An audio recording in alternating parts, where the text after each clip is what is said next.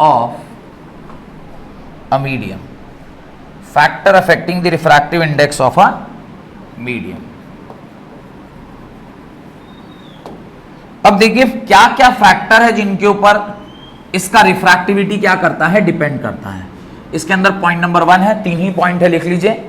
Nature of material of medium, nature of, पहला point है nature of the material of the medium, nature of the material of the medium, nature of the material of the medium. क्या चीज से बना हुआ है, क्या चीज से बना हुआ है, मतलब अगर ग्लास है तो उसका रिफ्रैक्टिव इंडेक्स अलग होगा, अगर वाटर है तो उसका रिफ्रैक्टिव इंडेक्स अलग होगा, अगर ऑयल है तो उसका रिफ्रैक्टिव इंडेक्स अलग होगा, एयर है तो उसका रिफ्रैक्टिव इंडेक्स अलग होगा. अलग अलग चीजों का रिफ्रैक्टिव इंडेक्स क्या होता है, अलग अलग होता है. सेकेंड है डेंसिटी ऑफ मीडियम, डेंसिटी या optical density, optical density of the medium, optical density of the medium, optical density of the medium. What is optical density, मैंने लास्ट क्लास में आपको बताया था. ऑप्टिकल डेंसिटी डिटरमाइन कि किस वाले मीडियम में आपका स्पीड ऑफ लाइट ज्यादा होता है और किस वाले मीडियम में स्पीड ऑफ लाइट कम होता है. And the last point is colour और वेवलेंथ ऑफ लाइट, कलर और वेवलेंथ ऑफ लाइट, अब ये बहुत इंपॉर्टेंट पॉइंट है. कलर या वेवलेंथ का क्या तात्पर्य है, स्पीड तो सबका सेम रहता है, कितना रहता है, 3 × 10⁸ मीटर पर सेकेंड, लेकिन इसका वेवलेंथ चेंज कर जाएगा. यानी वेवलेंथ अगर चेंज कर गया, वेवलेंथ चेंज करने का क्या मतलब है, वेवलेंथ चेंज करने का क्या मतलब है, लाइट का कलर चेंज कर गया. व्हाइट लाइट है, व्हाइट लाइट की जगह पे रेड लाइट आ जाए, रेड लाइट की जगह ब्लू आ जाए, वायलेट आ जाए, इंडिगो आ जाए, ग्रीन आ जाए, येलो आ जाए. वेवलेंथ अगर चेंज कर गया तो फिर इसका जो प्रॉपर्टी है वो भी क्या कर जाता है, चेंज कर जाता है. ठीक है, तो आप एक पॉइंट लिख लीजिए, ये तीनों पॉइंट लिख लिए. इसके नीचे आप लिखिए when light travels from one medium to another, The light travels from one medium to another. जब कभी भी कोई लाइट ट्रैवल करता है from one medium to another medium, light, इसके ऊपर ना बहुत सारा असर्शन रीजन का क्वेश्चन पूछा जाता है कि लाइट जब एक मीडियम से दूसरे मीडियम में जाता है क्या क्या चीजें चेंज कर जाती हैं और क्या क्या चीजें सेम रहती हैं. तो स्पीड ऑफ लाइट चेंजेस, पहला लिखिए क्या चेंज करता है, स्पीड ऑफ लाइट बदलता है. और यही कारण है कि एक डिस्पर्सन ऑफ लाइट बोल के फेनोमेना होता है, स्पीड ऑफ लाइट चेंज कर जाता है और वेवलेंथ, और दूसरा लिखिए wavelength of light changes, wavelength of light, ये दोनों चीजें क्या कर जाती हैं, चेंज कर जाती हैं. Whereas जो फ्रीक्वेंसी होता है, जो क्या होता है, फ्रीक्वेंसी ऑफ लाइट है, वो क्या रहता है, कांस्टेंट रहता है. फ्रीक्वेंसी ऑफ लाइट क्या रहता है, कांस्टेंट रहता है, ये चेंज नहीं करता है. फ्रीक्वेंसी ऑफ लाइट चेंज नहीं करता. तो ये ध्यान रखिएगा क्या क्या चीजें चेंज कर रही है, क्या क्या चीजें चेंज कर रही हैं, स्पीड ऑफ लाइट चेंज करता है और वेवलेंथ ऑफ लाइट चेंज करता है. ऑब्जेक्टिव क्वेश्चन में पूछता है कि जब लाइट एक मीडियम से दूसरे मीडियम जाती है तो क्या होता है, तो ऐसा ऐसा होता है. डन. अब आप रिफ्रैक्टिव इंडेक्स क्या पढ़े हुए हैं, पॉइंट नंबर 2, आप रिफ्रैक्टिव इंडेक्स क्या पढ़े हुए हैं, N इज इक्वल टू क्या पढ़े हैं, C/V. अच्छा, lambda mu is equal to किसके बराबर, C के बराबर. तो lambda m into mu is equal to VM के बराबर होगा. ये हम लोग कहां पढ़ते हैं, याद है ये वाला कहां पढ़े हुए हैं, नहीं याद है तो बोलिए हम बता देंगे फट से.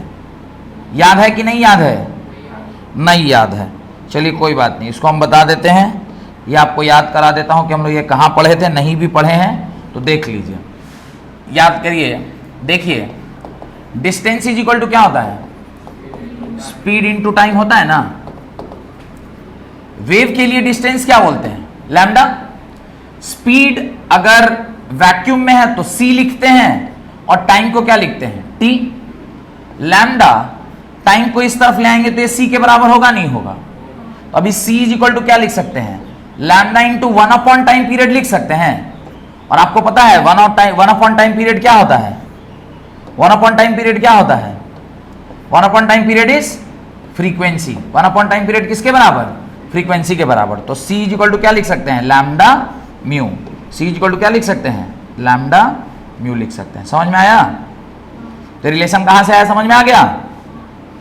तो अगर ये वाला फॉर्मूला हम लोग को ध्यान है तो उस हिसाब से चले लास्ट पेज पर चला जाए, तो उस हिसाब से आप lambda mu is equal to C और lambda M into mu can भी M.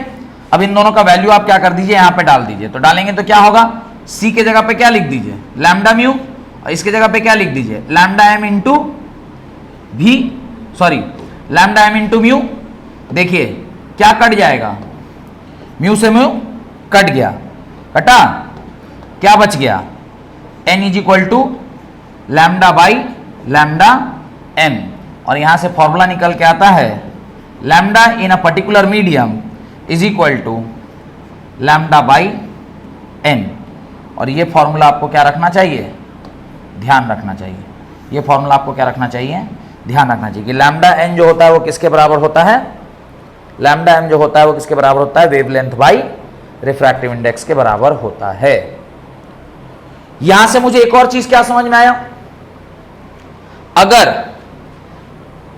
Wavelength of light decreases if it travels from air to another medium, तो एक लाइन इसके नीचे ऐड कर लीजिए, ये लिख लिए, ये डब्बा में डाल लिए, लिखिए वेवलेंथ ऑफ लाइट, अच्छा वो भी सेल्फ एक्सप्लेनेटरी है, ये वाला लिख लिए है, यहां तक लिख लिए।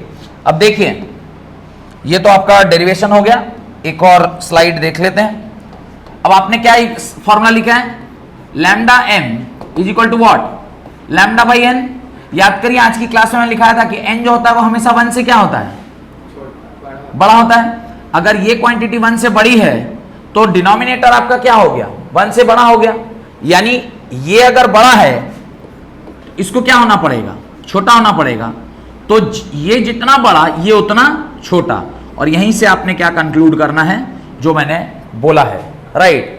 The wavelength of light decreases, लिख दीजिए, the wavelength of light decreases when light travels